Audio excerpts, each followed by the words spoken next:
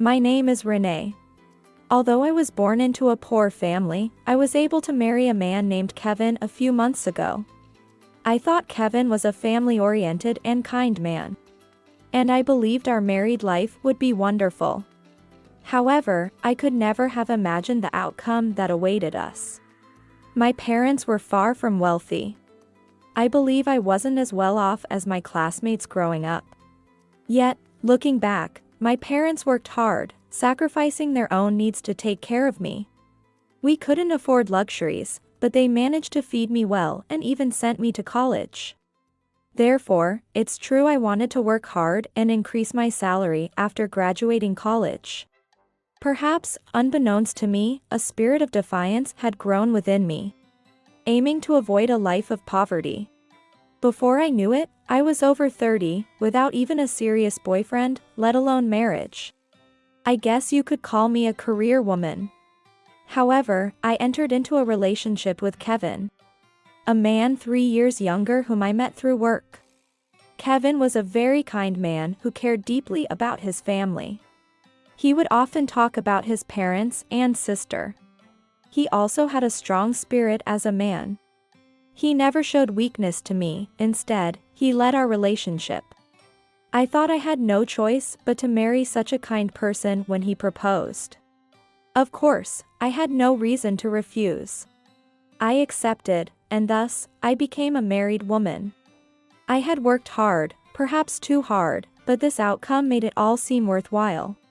Yet, at this time, I was unaware of the mistake in my thinking. After marrying Kevin, we chose an apartment for our new home that was affordable. Kevin initially said, "I'll pay the rent for now. We'll split the utilities." I appreciated his sentiment, but we were a couple, meant to support each other. I was also earning a decent income, so I suggested we split both rent and utilities. Kevin, perhaps due to male pride, was initially reluctant. However, after my persistent persuasion, we agreed to split all living expenses. I sometimes wondered if I had hurt his pride. Yet, this decision would prove to be correct. This became apparent about a month after we started living together, when I returned from work to find Kevin's parents and sister in our home. Renee, welcome back from work. We're visiting. I was welcomed by my mother-in-law. Then, my sister-in-law remarked, "Renee comes home from work so late. I really wouldn't want to work." This situation was shocking to me. First and foremost, Kevin hadn't mentioned anything about his family visiting today. Seeing Kevin chatting with his family as if nothing was amiss, I couldn't help but ask, was it planned for today, for them to come over? But Kevin responded as if it was nothing. It's important to catch up with family regularly. We've been apart for a while since getting married. I thought to myself, being apart for a while was only about a month. I understand the importance of family, but I wished he had at least informed me, his cohabiting partner, beforehand. Even though the food laid out on the table was extravagantly luxurious, I couldn't tell where it was bought from. It was more luxurious than what we usually have. Wow, such a feast. Kevin laughed heartily and said, "Of course. My family is here. Such hospitality is only natural. Don't worry, I've saved some for you, Renee." But what I was thinking was not about the feast itself. Since we were dating, I was concerned about how Kevin frequently spent money on his family. If treating them to luxurious meals was an occasional thing, I wouldn't find it strange. However, Kevin had been buying expensive alcohol for his parents and branded clothes for his sister even while we were dating. At the time, I didn't probe too deeply, thinking it was his kindness towards his family. He would say, "I earn my money, and how I spend it is up to me." But after getting married and witnessing such scenes again, my feelings began to change. Sure, he might be spending within his salary limits, but I think our earnings should be carefully managed for our future. I wanted to say that unnecessary luxuries should be avoided. However, Kevin started inviting his family over more frequently and prepared luxurious meals each time. Recently, he even bought an expensive bag for his sister's birthday. His family seemed to take this situation for granted, despite his parents not working much due to back pain, and his sister not having a job despite finishing college. Kevin indulged them in luxury, which I found hard to comprehend. I know Kevin's income, and it feels like he's spending it all. Yet, his sister would say, "Thanks, big brother. By the way, I want this wallet next time," showing him pictures of expensive wallets. Kevin would casually reply, "Got it. Next month, then." His mother expressed a desire to visit a newly opened French restaurant near the station, to which Kevin agreed, "That sounds like a place to check out. Let's go there next month." His father, in a good mood, laughed, "That's our Kevin.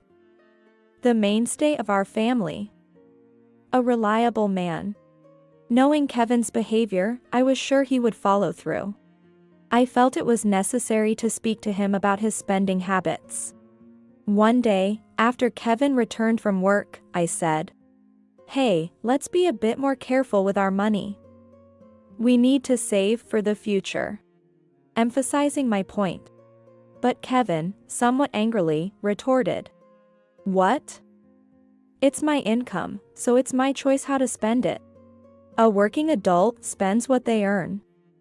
If we want something in the future, we can just buy it then," almost shouting.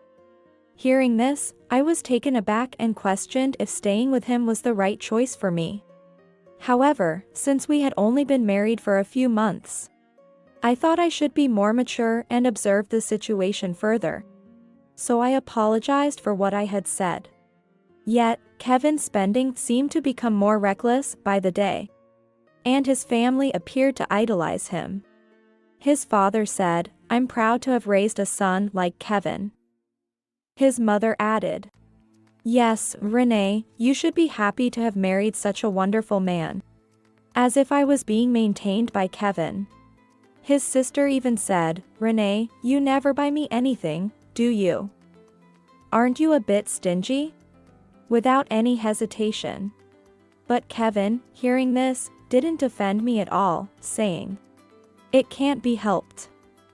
Renee is here because of me. Don't blame her. I'll keep buying you things." I certainly don't think I'm being maintained by Kevin. After all, we split the living expenses. I want to shout out loud that Kevin cares more about his in-laws out of sheer love rather than mere importance. However, saying that here would not find me any allies. I've come to think that Kevin is not so much considerate, as he is selfishly caring only because he can't stand being away from his in-laws. Telling him directly would only result in a worse temper from him. And what I thought was him leading me, I now realize was a misunderstanding. It's nothing but selfishness masked as consideration. Despite being newlyweds, I'm filled with nothing but anxiety about our future together with his family. And a few days later, I was told something utterly unbelievable during dinner after work. Kevin suddenly said, "By the way, Renee, we've decided to go on a trip to Hawaii with everyone. We plan to shop to our heart's content there. Make sure you can take time off, you're coming, right?" I couldn't believe it. By everyone, he of course meant his entire family. He meant he would pay for everyone's travel expenses and shopping. But there's no way he could afford such an expense. Not even the travel costs. Wait a minute, Kevin. We don't have that kind of money, we can't do that. There's no way I'm going. I reflexively responded like that. But Kevin retorted, "Cut it out. There's money where you find it." He made such a nonsensical reply. Furthermore, Kevin added, "My parents suggested it, after all. If you want to refuse, I'll make it a condition. I'll give the $100,000 you secretly saved to my parents and sister. If you don't like that, then it's divorce." Are you okay with that, huh? He said this with a smirk. I was shocked, but also surprised because I had never told Kevin about my $100,000 savings. It was mysterious and eerie how he knew. But then I remembered leaving my bag in the living room. When I was tired from work and noticing the contents were moved. When I went to tidy up after my bath. I always pack my bag the same way, so I felt something was off. I thought it was my imagination, but Kevin must have seen my passbook in my bag then. No doubt about it. The savings you've made are also mine, our shared property, right? We're married, after all. So if you don't listen to me, you have no right to object to how I use that money. It's your punishment for secretly saving money behind my back. That's how it is. If you hate that, I'm more than willing to divorce. Kevin was very assertive. I never thought I would be in such a vulnerable position. But if he's offering, it's actually convenient for me now. I don't want to be with him anymore. All right, go ahead. Saying that, I placed the passbook and card in front of him. Then, please use this freely. In exchange, sign this. What I handed to Kevin next was a divorce paper. Maybe I had anticipated this happening. Somehow, I had already obtained a divorce form, ready for any moment. How stubborn can you get? Fine, I'll write it. Kevin didn't believe I was serious about divorcing. He quickly signed his name and threw it at me. I hadn't expected things to proceed so smoothly, but with the divorce papers, I no longer had any reason to stay in this house. The next day, I started preparing to move out and left the house. Well, have a nice trip. That was the last thing I said to Kevin before heading to my parents' house. Well, you can come back once you've cooled off. I'll be using that $100,000. You're such a fool. If you had listened to me, we could have enjoyed a lavish spree. Perhaps Kevin decided on the extravagant trip after discovering the $100,000 in my account. I never imagined my savings would be used in such a way. But, actually, Kevin and his family are the ones who will end up in trouble, not me. I submitted the divorce papers immediately and went straight to my parents' house. Afterward, life went on as usual for me, now single again, continuing with my job and daily routines. Kevin kept sending annoying messages. He sent photos of himself making extravagant purchases in Hawaii with a card, bragging about what I was missing out on. The messages seemed to mock me, suggesting I was foolish for not experiencing the same. About a month later, Kevin called me directly. Hey, Renee. Where did that $100,000 go? It's not there. Apparently. He was unable to make a payment due to insufficient funds and received what seemed to be a bill. I was honestly astounded by his complaint. After all, the account I gave Kevin never had $100,000 in it. He assumed it did without checking. Of course, that's the case. That account was for paying our living expenses. I simply stated the obvious, but Kevin seemed not to understand. Huh. I definitely saw $100,000 in that account. Did you secretly take it out? I won't forgive you. He started to get irrationally angry. I was so dumbfounded by his lack of morality. If I had taken it out, it would show in the transaction history. I decided to explain everything. The account Kevin accidentally saw in my bag was my own, which I had long before we started sharing expenses. It just so happened to be from the same bank. Kevin mistakenly thought the $100,000 was saved during our marriage. However, that money was mine, saved before I even met Kevin. Intended as a thank you to my parents who raised me. I worked hard to save money to one day renovate their home. Therefore, it was never a shared asset. It was all my money. After explaining this, Kevin began to panic. Wait, hold on. How much do you think we spent in Hawaii?